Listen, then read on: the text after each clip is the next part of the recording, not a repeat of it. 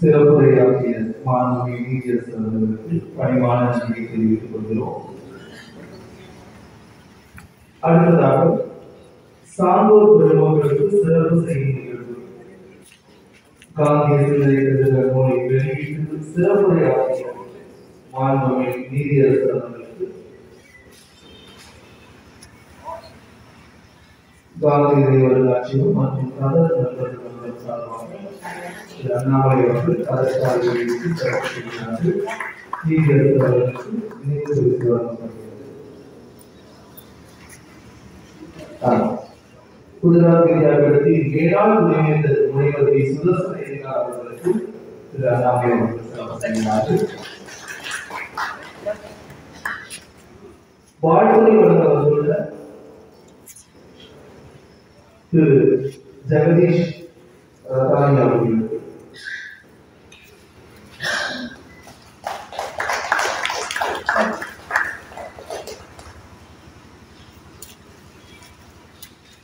தமிழ் பல்கலைக்கழகத்தின் மேலாண் துணைவேந்தர் முனைவர் மா. திருமுனை அவர்களுக்கு சிறப்பு செய்யப்படுகிறது. தமிழ்நாடு சர்வோதய மொழிகளின் தலைவர் திருவாளர் என். சுந்தரராஜன் அவர்களுக்கு அவரின் கண் மருத்துவமனையின் இயக்குனர் டாக்டர் என். வெங்கடேஷ் கிருஷ்ணன் அவர்களுக்கு சதர்ஷாக இணைத்து சிறப்பு செய்யப்படுகிறது.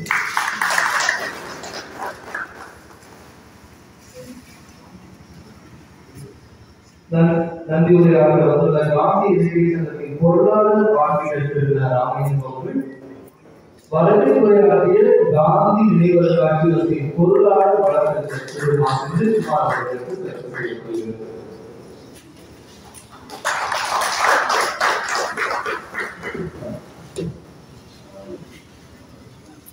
விழா தலைவர் தமிழ்நாடு காந்தி நிலையத்தின் தலைவர் திருவாளர் அண்ணாமலை அவர்களுக்கு காந்தி நிலையத்தின் சார்பில் செயலாளர் திரு நந்தாராவ் அவர்கள் சிறப்பு செய்கிறார்.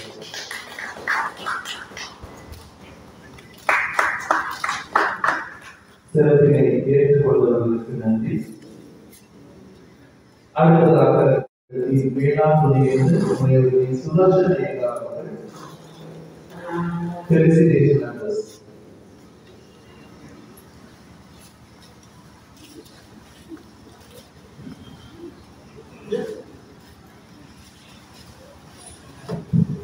Vanakkam. This is the only Tamil word I am going to speak. After listening to justice, I will do great injustice if I speak in Tamil. I am not going to risk that.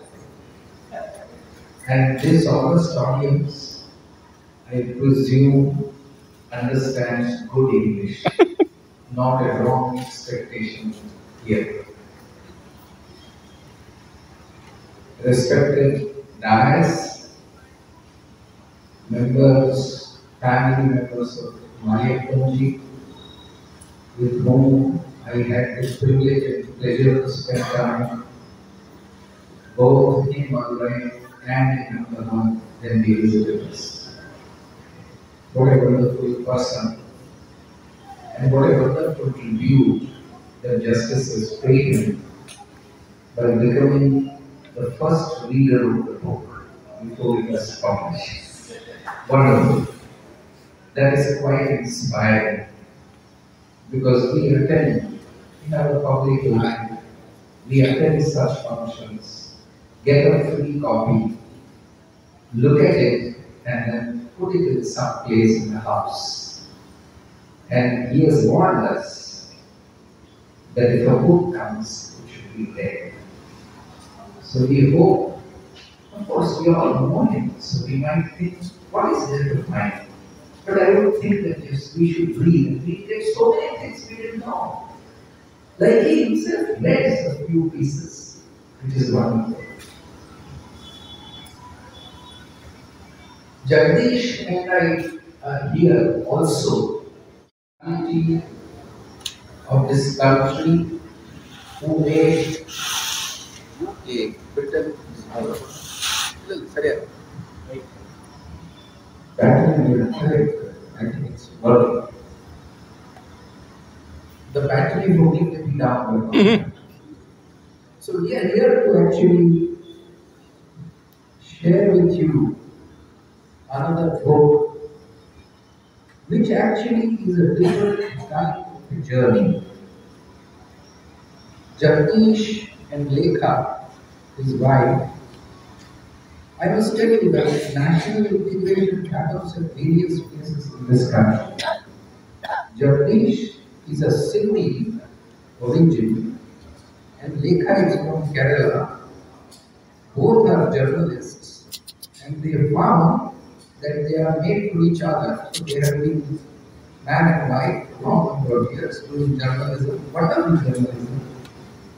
And they have done an innovative creation which is known as the Billion Press, inspired by the age-old retired Deputy Governor of RBI. And this Billion Press tries to voice those people who are less heard in the press. And he visualized the project, Lekha and he, and then of course, as infectious he is, he infected me with that virus. And he thought that this is perhaps a good idea to put before the younger generation life and thought of important people who have made it in their lives, living, thinking, reflecting Gandhi. So it is an appropriate occasion today that we have remembered Mahatma Gandhi. We have documented his life and work. So under this project, about which he will speak more in his turn, but I'm just introducing and he will tell you the details, is that we are talking to these nice people in the world and we want to carry not so much the personality but the thought which must remain with the society. I will say something in Hindi which you will follow because it is not very difficult. विचार अपौरुषेय है. विचार अपौरुषेय है. Thought is independent of the body. So, if you ever start looking at the lives of the people, and if you find any contradiction in the thought and the life, the wise advice is look at the thought, leave the person alone. However, Gandhi is a different character. For Gandhi, thought succeeds living, does not precede. Now it's a wonderful, rare but wonderful combination where the life and thought, there is no contradiction. So, we have been looking at both these types. Those who have made thought contributions and those who live and think what they live and they present to the world. I am talking about this book which is called Satish Kumar, Abundant Love. This is published in UK. Satish Kumar is the person with whom we have had long interaction. And I will just pick up the central messages. He is in a very strange way, and Justice mentioned Vinoba very appropriately again. Satish Kumar comes from a staunch Jain family. At the age of 9, the boy thought of becoming a monk. and he became a Jain sadhu. Next 9 years, from the age of 9 to 18, he was really coached, trained, and lived like a Jain monk, novice. At the age of 18, there was a day of enlightenment for him as well. He was suddenly disillusioned with the way the monks had to live, and this did not suit. He was courageous enough to leave the order and decided to live like a normal human being, a grahastha, at the age of 18. And the uniting factor was a meeting between Acharya Tulsi, the great Jain monk, great scholar, who was guru of Satish Kumar in his journey of monk avatar, and Vinoba Bhave. This was in Delhi. This young man of 18 was so impressed by what Vinoba was saying. And you know, Vinoba had an extraordinary thinking capacity, power, and he was a thought powerhouse in himself. And that made Satish Kumar quit. And then he joined the Buddha movement. And he joined the Sarvodaya movement. In 1962, when he was in his 20s, he and his friend, at that time who was in Bengaluru. By the way, why I don't dare to speak in Tamil is because don't get reflected by my name. I am a Kannadiga. We are Mysoreans. You hear that Kannada serial maatadtini gosu avalla nenu maatadtini andre nanu Kannada maatadilla ili adinte nindu Kannada. So I will stick to my English. Just an explanation. Satish Kumar was in Bengaluru with E.P. Menon. Another crackpot, sorry, you should just excuse me, these unparliamentary words, but you know, these cracks only make this world. Something has to be missing here. To think differently, to walk a different path. Some madness is required. And at that time, Bertrand Russell had taken up a fight against the government, the state over there, against the proliferation of the nuclear arms. And he was arrested for a public protest. These two young men got excited about the prospect and decided that they should go on world tour. They should do a padayatra because both were Buddhis. Vinoba had trained them to walk. So that is how the two young people decided. Of course, they knew very important people. They knew Jawaharlal Nehru. They knew in Delhi all the government. And Nehru welcomed this idea because he was following Panchashila in those days. He said, "Good, go for a peace message." So they started collecting dollars. And in that process, they went and met Vinoba to take Ashirwad. Vinoba said, "How are you going?" Said, "Sir, we are doing walk." And what are you doing now? "Sir, we are collecting some dollars because we will have to survive." Then what is the Padayatra? Kanchan Kamini Tyaga is the most important. Leave it. Go without money. So these two people decided that good advice and good riddance. Believe me, these two young men and their journey has been documented by both a wonderful autobiographical account is available both by Satish Kumar magic in. And these people walked.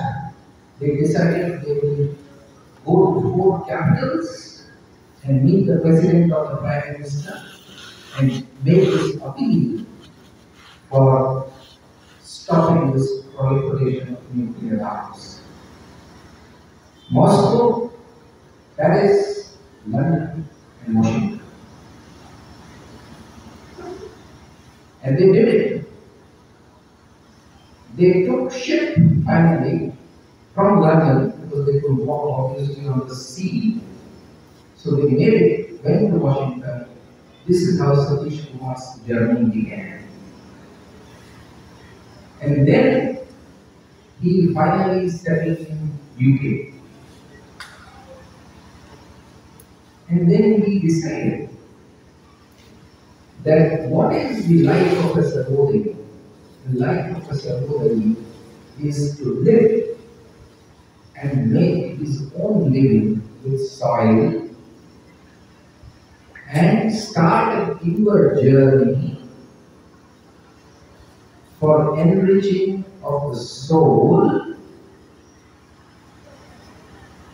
This inner journey is the key and the way in which one can move towards moksha. It is not in becoming a monk. By becoming a grahastha, you still can be on the way to moksha, provided you respect the divinity in you and you respect the divinity in soil. So came the philosophy of Satish Kumar of soul, soil, and society. It's a book that he has written around the wonderful post. So after knowing Satish Kumar, we thought that we should have a long chat with him, a conversation with him. And this is what the book is about. This is about his life journey and his strong belief in essential Gandhi values, which talks about simplicity and reverential ecology. He has moved one step ahead of Ness, who introduced the concept of deep ecology, deep love for nature, and from deep ecology, he comes with a blending of the Indian philosophy, which is reverential ecology. It is the divine that you respect in the soil. And what a fine argument, and what an interpretation of Gandhi. What is simplicity? Now we are talking about climate change, doing injustice to our Mother Earth. So are we loving our Mother Earth? We are not loving our Mother Earth. If you are really loving your Mother Earth and you want to live with the Mother Earth, you obviously have to be reverential to the Mother. You can't be insulting her. That is the concept that Satish Kumar has evolved through living that life in a rural area. Interestingly, a parallel between Mohandas Karamchand Gandhi and Satish Kumar, we don't want to look at such parallels, but we just take note of that, which is when he goes for the Padayatra, his English is poor, obviously. Because he was a giant monk, he could study Prakrit, Pali, Sanskrit, and he knew by heart all the scriptures. But he had not gone to school. Believe me, this man, after going to UK, in a very short time, mastered the language. And I don't know, most of you may have heard an economist whose name is Schumacher, E.F. Schumacher, who has given a wonderful concept of small is beautiful, challenging the main tenets of the economics He has introduced an alternative economic thought, and he was editing a journal called Resurgence. And one day, lo and behold, Schumacher calls Satish Kumar and asks him, now onwards, I am leaving the editorship of this. You have to take up the editorship of Resurgence. Next 40 years, relentlessly, Satish Kumar has edited Resurgence. Anybody who is a serious academic reader of the subject of ecology and environment cannot ignore the contributions made by the world's super top thinkers on ecology and environment, which have appeared in Resurgence, and Satish Kumar has been editing. And for his reverence to the master Schumacher, he founded the college, which is known as Schumacher College. What is distinct about this college? It is not giving only education for head. I'm sorry, I have to go in you for dinner, but please tolerate because the rain god, he didn't believe the rain god should stop him, but we were stopped. He said, we will call you when it is not raining, so we are late. Sorry for that, but bear with us for about a few minutes more, maybe 30 minutes more, and Jagdish also will have to say something. That I just finished with this, what he has done, Satish Kumar, we have captured in this book, and why it should be interesting for all of us to engage ourselves in this debate, which is so relevant for today. The Gandhian element which he introduced in the Schumacher College is unique. This audience is very familiar with Gandhiji's concept of Nai Talim in the institution which he founded. A very far-sighted man. I'm here to see a politician in this world who appears in public life in 5 years' time. He came back to India from South Africa in 1915, and 1920 he had founded a university. I mean, even the present-day politicians do it. Actually, present-day politicians must found these institutions, then go to politics. That's a different matter, but that's a profit business. But this man, of course, is not interested in profit. His idea is, if you want to really reform, build a new society on some philosophical grounds, thoughts, the education is the way of doing, and he thought Nai Talim is the way of doing, where you educate. And in this order, please remember, we have bypassed Gandhi, we have bypassed everyone. We know everybody. That's why we can ask ourselves, but the sequence is education of heart, education of hand, and education of head. Heart is what makes a character, and I keep repeating this obnoxiously, and my Lord will agree with this. The basic crisis in Indian society, and for that matter perhaps the human society, is there is a crisis of character in the people who are in public life. Because while they were growing up, and despite this, we had in Gandhian times, we have Mahayapas, but that generation is wrong. Because we failed Gandhi in not educating the heart part of the next generations, which makes the character. I will not elaborate this, you understand what I am saying. Gandhi was pragmatic enough to realize that if your hands are useless, you will not do anything. And we have been criticizing Macaulay for giving us clerks in this world of ours. But he said, the hands must be educated so that livelihood is not an issue. We don't want, we are a foolish society to ask in the parliament, the prime minister, how much employment have you created? We are fools. Because we are not educated in our society to create our own employment. This is the tragedy. And on these elections will be fought. And maybe we'll go and vote also, this person is going to create employment. Everybody is going to fool you. Don't disbelieve your own intelligence.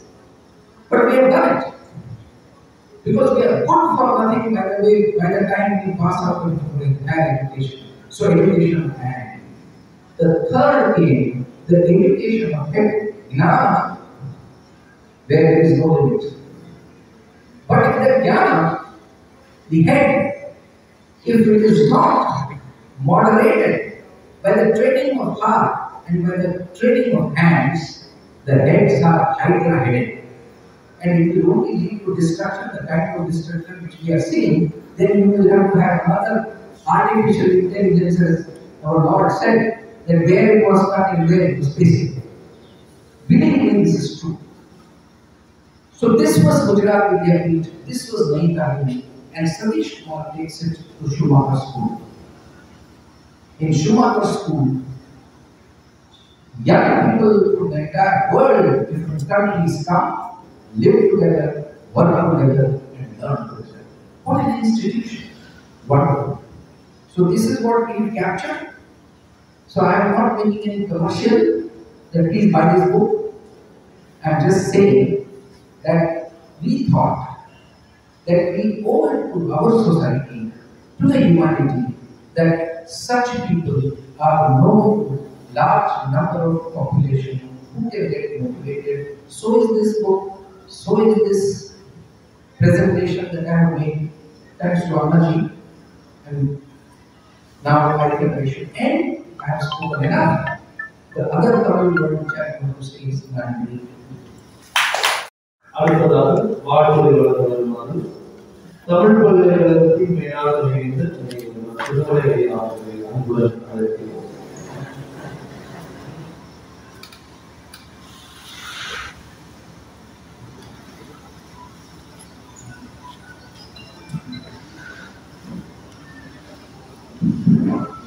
இந்த நல்ல விழாவிற்கு தலைமை தாங்கி நூலை வெளியிட்டு சிறப்பனை நடத்திருக்கக்கூடிய மாண்புமிகு நீதியரசர் திரு D. Ramasubramanian அவர்களே, நூலின் முதல் பிரதியை பெற்று வாழ்த்துரை வழங்கிய திரு சுதர்சன ஐயங்கார் பரம வழிச்சார்ந்த குஜராத் வித்யாபீடம் அவர்களே, இந்த காந்தி அருங்காட்சியகத்தினுடைய செயலாளர் திரு நந்தாராவ் அவர்களே, பொருளாளர் திரு செந்தில்குமார் அவர்களே, தமிழ்நாடு காந்தி நினைவு நிதியினுடைய தலைவர் திரு ஐயா அண்ணாமலை அவர்களே, தமிழ்நாடு சர்வோதய மன்றத்தினுடைய தலைவர் திரு சுந்தரராஜன் அவர்களே, டாக்டர் என். வெங்கடேஷ் பஜனா அவர்களே, ஆர்கிடெக்ட் ஆனந்தி அவர்களே, மற்றும் இங்கே குழுவில் இருக்கக்கூடிய காந்தி அன்பர்களே, சந்தோஷமே பெருமக்களே, மிக முக்கியமாக வழக்கறிஞர் மாரியப்பன் அவர்களுடைய குடும்ப விழா.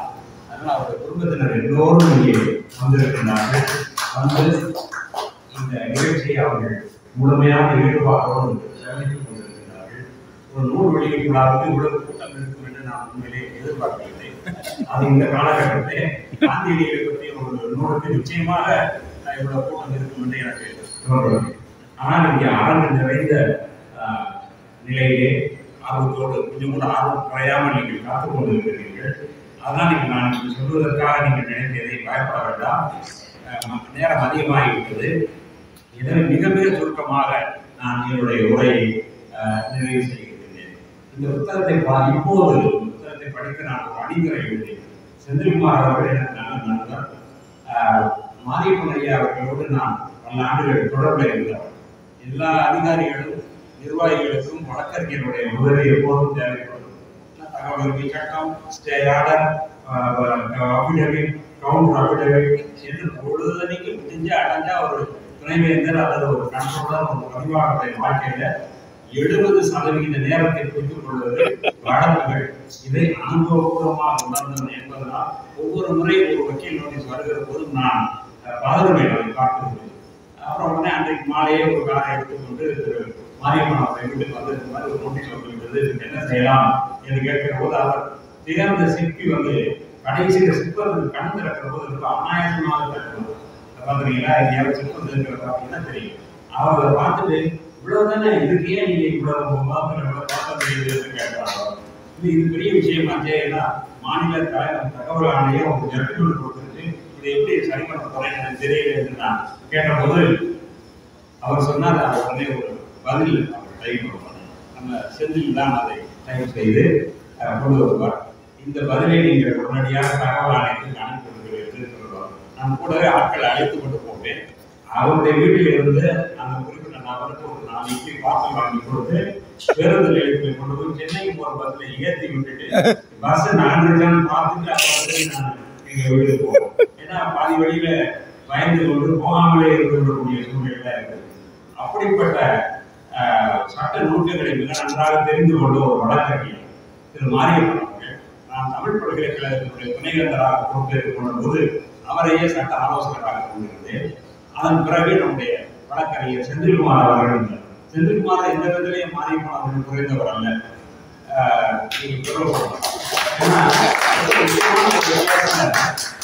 என்ன செய்யறதுன்னு தெரியல எனக்கு. நான் வந்து துணைவேந்தராக நீங்க எந்த பதவிக்கு போனாலும் கவுண்டர் அஃபிடவிட்டுக்கு பாயிண்ட் கொடுக்கறதுக்கு நீங்க கொஞ்ச நேரம் ஒதுக்கி ஆகணும். அதுக்காக எல்லா இடத்தையும் படிக்கணும். அந்த கோர்ட்டுக்கு அந்த பழைய தஸ்தாவேஜுக்கு கூட படிக்கணும். அப்படி ஒரு சிக்கலான வழக்கு வந்தபோது அந்த செந்தில்குமார் அவர்கள் ஒப்படைத்தேன். அவர் அப்படி புரட்டி பார்த்தாரு. பார்த்துட்டு ஒரே நிமிஷத்துல அதுக்கு ஒரு பதிலை போட்டு டிவிஷன் பெஞ்சில் அந்த கீழ்கோர்ட்டு கொடுத்த இதை வந்து ஸ்டே வாங்கிட்டார். அப்புறம் தான் எனக்கு நிம்மதியாக. அப்புறம் 3 ஆண்டுகள் நான் துணைவேந்தர் பதவி முடித்து வருகிற வரைக்கும் அந்த வழக்கு அப்படியே அநீதிக்கு பண்ணிடக்கூடாதுங்கிறது என்னுடைய அநீதியா கேஸ் போட்டு ஜெயிக்கணும்னு பார்த்தீங்கன்னா விடமாட்டேன். ஆனா இறக்கப்பட்டு ஒன்றை கேட்டால் நாம் அதற்கு எப்படியாவது உதவி செய்யலாமா என்று பார்க்கணும். அதுதான் மனித தன்மை. ஏனென்றால் எனக்கு அடிப்படையில காந்திய கொள்கைகளின் மீது மிகப்பெரிய ஈடுபாடை நான் வைத்திருந்தேன். நான் துணைவேந்தர் பதவியை ராஜினாமா செய்துவிட்டு இரவோடு இரவாக நான் மதுரைக்கு திரும்பிய போது மாரியப்பன் அவர்கள் என்னை தொலைபேசியில் கூட அழைத்தார். நான் அந்த அழைப்பை நான் ஏற்றுக்கொள்ளவில்லை. பல பேர் கூப்பிட்டா யாரும் நான் திரும்பிய மாட்டேன். ஏன்னா அங்க திரும்ப போங்கன்னு சொல்றாங்க. எனக்கு வந்து நான் அந்த முடிவு எடுத்ததுக்கு முக்கிய காரணம் வந்து யாரையும் தண்டித்து விட வேண்டாம். எனவே அந்த தண்டனை கொடுக்கிற இதுல இருந்து நான் விலகி கொள்ளலாம் என்பதற்காக எனக்கு நானே ஒரு தண்டனை கொடுத்துக் கொண்டேன். அதுதான் பதவி விலகுகிறது. அப்படி காந்திய சிந்தனைகளோடும் வழக்கறிஞர் மாரியப்பன் அவர்களோடும் எனக்கு நல்ல நட்பு எப்போதும் இருந்து வந்தது. இப்ப அதெல்லாம் இருக்கட்டும். இந்த புத்தகத்தை என்னிடம் கொடுத்து இதற்கு ஒரு அணிமுறை எழுதுங்கள் என்று என்னுடைய வழக்கறிஞர் செந்தில்குமார் அவர்கள் கேட்டுக்கொண்டார். நான் எனக்கு என்னுடைய நேரத்தின் பெரும்பகுதி துணைவேந்தராக இருக்கும் போது கவுண்டர் அஃபிடவிட்டுக்கு பாயிண்ட் கொடுக்கறதையே எனக்கு நேரம். அதற்கு பிறகு ஓய்வு பெற்ற பிறகு என்னுடைய நேரத்தில் அதிகமாக எதற்கு செலவழிக்கிறதுனா அணிமுறை எழுதுறது. யாராவது ஒரு புத்தகம் அணியாச்சுன்னா நம்ம இங்க மாதிரில இருக்காத வருவது அவர்கள் பணம் வாங்கிடலாம் என்று அணிமுறைக்கு என்னிடம் நான் முடிந்த அளவுக்கு தப்பித்துக் கொள்ள பார்ப்பேன். நான் முடியாது. டாக்டர் ஊவா அவர்கள் ஒரு முறை சொன்னார், நான் அணிமுறை எழுதியது செலவழிக்க நேரத்தை நான் எழுதியிருந்தால் இன்னும் பல நாவல்கள் எழுதியிருப்பேன் என்று சொன்னார். பெரிய வேடிக்கைன்னா நீங்க புத்தகத்தை எல்லாம் வாங்குங்க. நீ வாங்கணும்னு எதை படிப்பீங்கன்னா முதல்ல தங்குவது அணிந்துரையா தான் இருக்கும். என்னதான் அணிந்துரையை பற்றி ஆட்சிக்கு போறாங்க போகிறீங்க. அதை யாருமே படிக்கிறது. அதனால எனக்கு நீண்ட முன்னோர்கள் நம்பிக்கை இல்லை என்று பங்கிம் சந்திர சட்டத்தை ஒரு முறை சொன்னார்.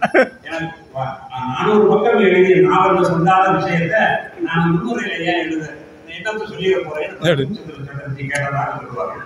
அதுக்கு தேவையான ஒரு பதில் கொடுத்தாரு. என்னன்னா 400 பக்கம் புரியாத விஷயத்தை எழுத முடிந்த எனக்கு இன்னும் ஒரு 4 பக்கம் ஏன் புரியாது எழுதக்கூடாது. அதான் நான் எல்லாத்துக்கும் முன்னுரை எழுதுறேன்.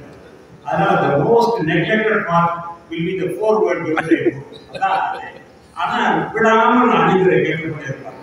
இது கேட்கறது நம்முடைய மாரியப்பன் அண்ணாச்சியுடைய பையனாச்சு. அதனால நான் மறுக்கவே முடியாது. சரி கொடுக்குறேன்னு சொன்னேன். ஆனா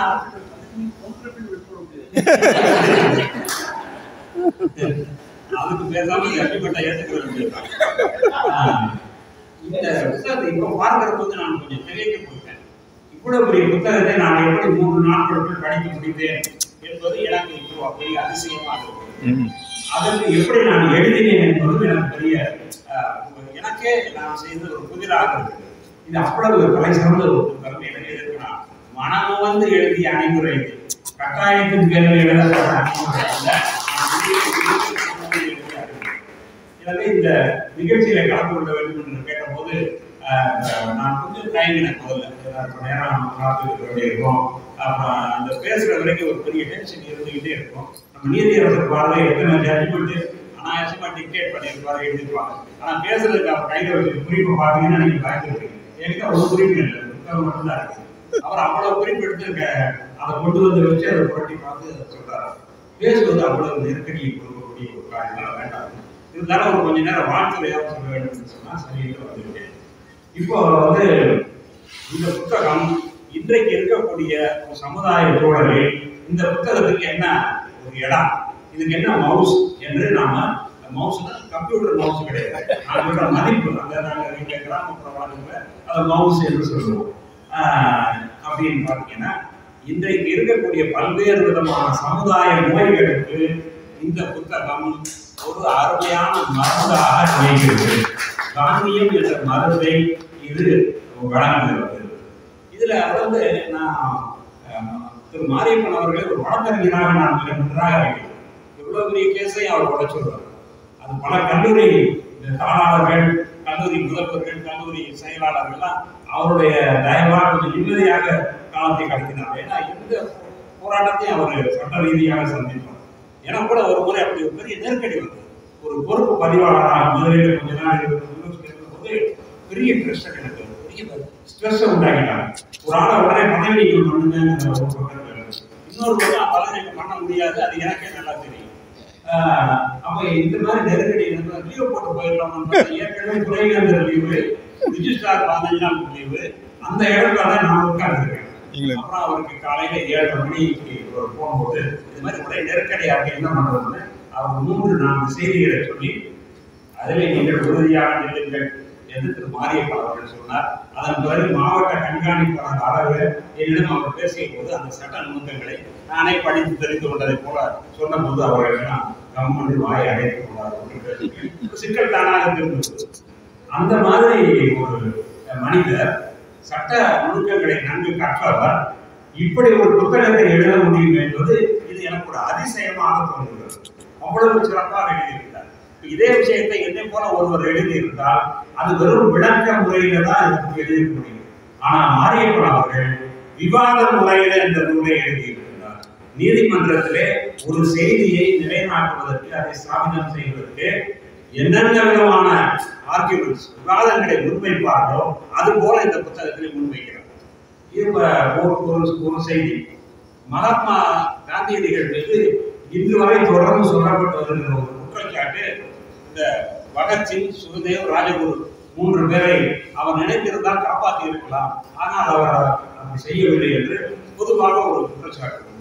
அந்த புகார் பொதுவாக நாங்கள் மாணவர்களுக்கு ஆய்வுகள் எழுதும்போது சொல்லித்தரோம். என்ன சொல்லித்தரோம்னா, ரொம்ப சிக்கலான விஷயத்துல கையை வைக்காத, அதை ஸ்கிப் பண்ண, நீயா இதை சொல்லிடாதான்னு சொல்லிட்டு என்ன பண்ணுவோம், அவங்க எழுதுவாங்க இல்ல, அதை திருத்துற போது ஆஸ் பர் கிரேட் ஸ்காலர்ஸ் அப்படின்னு ஒரு வரியை முன்னாடி போட்டோம். பல்வேறு அறிஞர் பெருமக்களுடைய கருத்தின் படியே நீ சொல்லுப்பா, நீயே சொல்லிட்டு அப்புறம் ஏதாவது வாயை கொடுத்து மாட்டிக்கிறான்னு சொல்லி நாங்கள் திருத்துவோம்.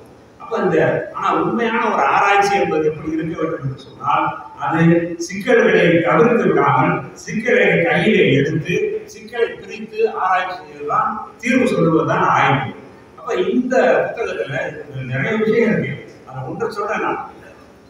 கடைசி நாள் 23/3/1931 அன்று அவர்களை மூவரையும் தூக்கில் இடுகிறதற்கு முன் அன்றைய இரவு 7 மணிக்கு கொடுக்கிறார்கள். அவர் காலையில அதிகாலை 1 மணிக்கு காந்தியடிகள் எழுந்திருந்து அப்போதிருந்து அவர் தொடர்ந்து முயற்சி செய்து கொண்டே இருக்கின்றார். ஆனாலும் அவருடைய முயற்சி நடக்கிறது. அதற்கு முன்னர் கடைசி முயற்சி, அதற்கு முன்னர் அவர் எத்தனை நாட்கள், எத்தனை விதமான முயற்சிகளை எங்கெங்கு மேற்கொண்டார், அந்த முயற்சிகள் எப்படி முறியடிக்கப்பட்டன, அந்த முறியடிப்பதற்கு பின்னே இருந்தவர்கள் யார் யார், இதெல்லாம் அந்த புத்தகத்தில் கொடுக்கிறார். கடைசி அதில் ஒரு கன்க்ளூஷன் கொடுக்கும்போது என்ன கொடுக்கிறார்கள், குற்றம் சாட்டப்பட்டு பிரிவி கவுன்சில் மூலமாக தண்டனை விதிக்கப்பட்ட அந்த 3 வீரர்களுடைய மனநிலை ஒன்று, அது ஒன்று. 2வது நாடு இறுதியினுடைய கையற்ற நிலை. 3வது லண்டனில் இயங்கி வந்த பிரிவி கவுன்சிலுடைய நிலைப்பாடு. 4வது பஞ்சாப் அரசாங்கத்தை ஆக்கிரமித்துக் கொண்டிருந்த அன்றைய ICS அதிகாரிகளுடைய மனப்பான்மை. ஏன்னா சாண்டர்ஸ் என்ற அதிகாரியை கொன்றதுனால்தான் அவர்களுக்கு விருந்த கோபம் ஏற்பட்டு இது ஆங்கில ஏகாதிபத்தியத்தின் மீது இருக்கிற பயத்தை போக்கிவிடும் என்று அவர்கள் பயந்தார்கள். நாம் மனிதர்கள் தவறு செய்வதே வீரத்தை காட்டுவதற்காக, பயத்தினாலேயே நாம் தவறு செய்கிறோம். தூரத்திலே போய் கொண்டு இருக்கிற ஒரு பாம்பு அது பாட்டுக்கு போயிடுறாரு. அப்படி எங்க நாகமலையில எங்க வீட்டுக்கெல்லாம் அந்த பாம்பெல்லாம் அப்படித்தான் திரும்பி போயிருக்கு. ஆனால் அது எங்கே கடித்து விடும் என்று நாம் கம்பை எடுத்து அது மீது போக்குற போது அது படத்தை எடுக்கும். அப்ப அந்த ஐசிஎஸ் அதிகாரிகளுடைய ஒரு மனப்பான்மை இது எல்லாம் சேர்ந்துதான் காந்தியடிகளுடைய முயற்சிகளை முறியடித்தன என்று இந்த புத்தகத்துல ஒரு தீர்வு சொல்கிறார். இந்த தீர்வு இதுவரைக்கும் நான் வாசித்த புத்தகங்களில் எனக்கு கிடைக்காத ஒரு தீர்வு. அந்த ஒரு விஷயத்திற்காக மகாத்மா காந்தியடிகளை அவர் உண்மையான வெளிச்சமிட்டு அவருடைய முயற்சிகளை காட்டியதற்காகவே நாம் மாரியப்பன் அவர்களை இதில் பாராட்டுகிறோம். இரண்டாவதாக இதில் அவர் எடுத்துக்கொள்வது சிக்கலம் நிறைய விஷயங்கள் சொல்றார். எடுத்துக்கொள்ற விஷயம் வந்து அந்த உணவு ஒப்பந்தத்தை பற்றிய அதுல அவர் மிக தெளிவாக அது எல்லோருக்கும் சுமூகமாக செய்யப்பட்ட ஏற்பாடுதான் என்பதற்கான பல சான்றுகளை இந்த புத்தகத்திலே அவர் அளிக்கிறார். நான் என்னுடைய துணைவர்கள் வந்திருக்காங்க. இதை படித்துக் கொண்டு இந்த கணிதர் எழுதுகிற போது நான் சொன்னேன், ஒரு வக்கீல் புத்தகம் எழுதுனா எப்படி இருக்கும் அப்படிங்கிறது மாரியப்பன் எழுதுகிற புத்தகம் சார்ந்து என்று நான் சொன்னேன். அவனுக்கு அப்போது அது ஏன்னா விரிவா சொல்லுது, சுருக்கமா சொன்னேன். இந்த புத்தகம் ஒரு நல்ல எவிடன்ஸ். அப்படியா ஒரு விஷயத்திற்கு அவர் ஒன்றுக்கு மேற்பட்ட சான்றுகளையும் சட்ட நுணுக்கங்களையும் எடுத்து காட்டுகிறார். இப்படிப்பட்ட புத்தகம் நான் ராமச்சந்திர பூகாவுடைய புத்தகங்களை படித்திருக்கிறேன். இன்னும் பல புத்தகங்களை படித்திருக்கிறேன். இந்திய விடுதலை போராட்டம் பற்றிய புத்தகங்களை நான் ரொம்ப விருப்பத்தோடு படிப்பது உண்டு. காந்தியடிகளுடைய புத்தகங்களையும் நான் வாசிக்க வழக்கம் எனக்கு உண்டு. ஆனால் இந்த புத்தகத்தை போல ஒரு மனதிலே இருக்கக்கூடிய கோணல்கள் அல்லது புரியாத தன்மைகள், இருட்டு, இது எல்லாவற்றையும் நிவர்த்தி செய்யக்கூடிய ஒரு நல்ல புத்தகம் என்று இந்த புத்தகத்திற்கு ஒரு நல்ல வாசகன் என்ற முறையிலே இதற்கு நான் சான்று கொடுக்கிறேன்.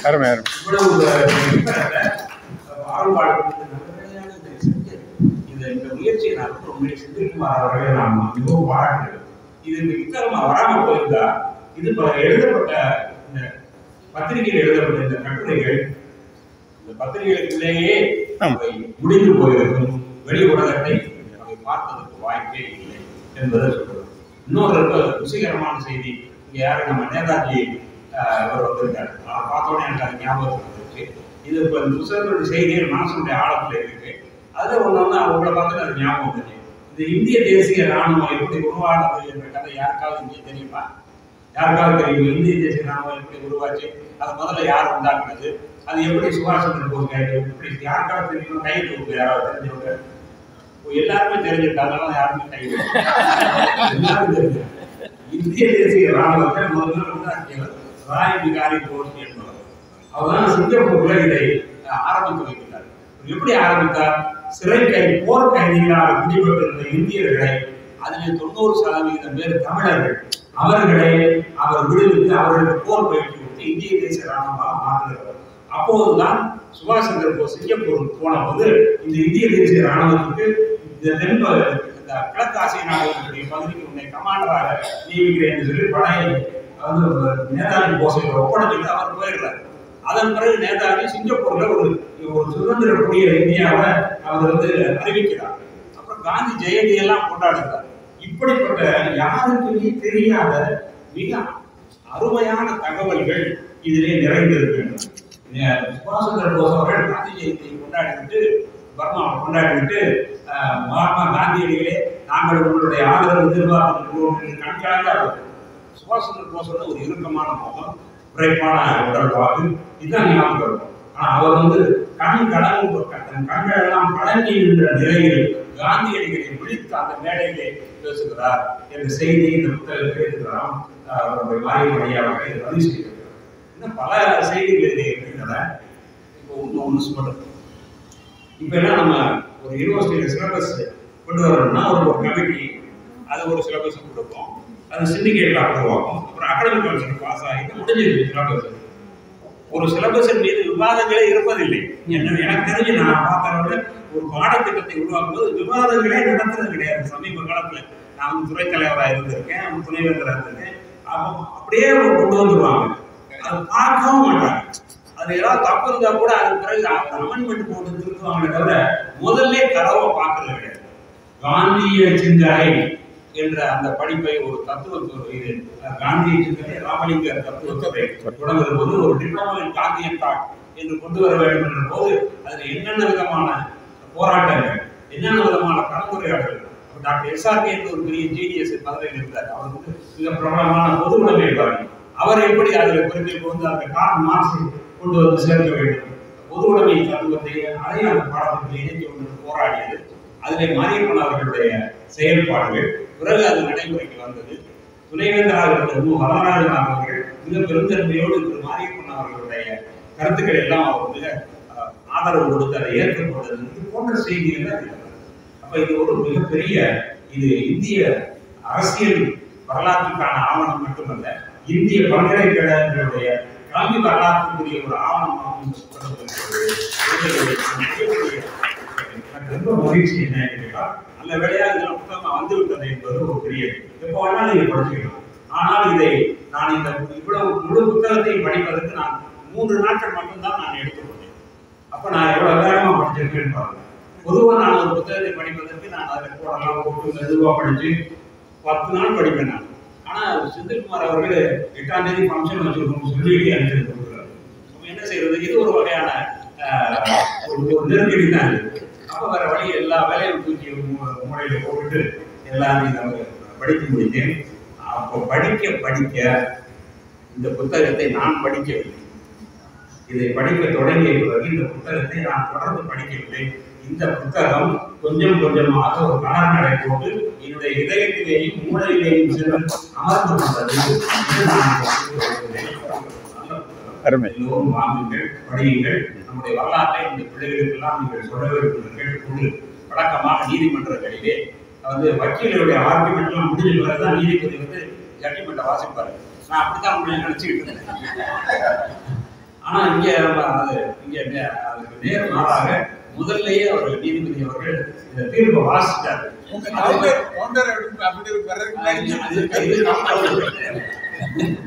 இருந்தாலும் கூட இந்த புத்தகத்தை பற்றி இன்னும் பலரை நீங்கள் பேச கூப்பிடலாம், பேசலாம். பேசுவதற்கு இந்த புத்தகத்தில் விஷயம் இருக்கிறது என்று கூறி இந்த விழா ஏற்பாடு செய்திருக்கிறார்.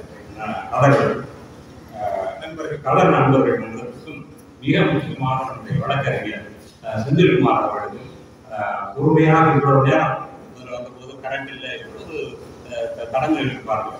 நான் வந்து மாலையில் இன்றைக்கு என்னமும் சாப்பிடல, ஒரு தண்ணீரை குடித்து விட்டு அப்படியே அவர் உட்கார்ந்து காந்தி மியூசியத்தை வந்து 8 மணிக்கு 7 முடிச்சு 6 மணிக்கு ஆரம்பிச்சு 7:30 அந்த நம்பிக்கையில மனைவி சொல்லி சீக்கிரம் முடிச்சு சாப்பிடலாம் சொல்லிட்டு வந்து உட்கார்ந்தா இங்கே கரண்ட் இல்லாமல் போகுது. ஆரம்பிக்கும் போதே 6:45 ஆகிவிடுது. இப்போது மணி 8:35 ஆகுது என்றாலும் கூட என்னுடைய மனம் மிக நிறைவாக இருக்குது. பசி இல்லை.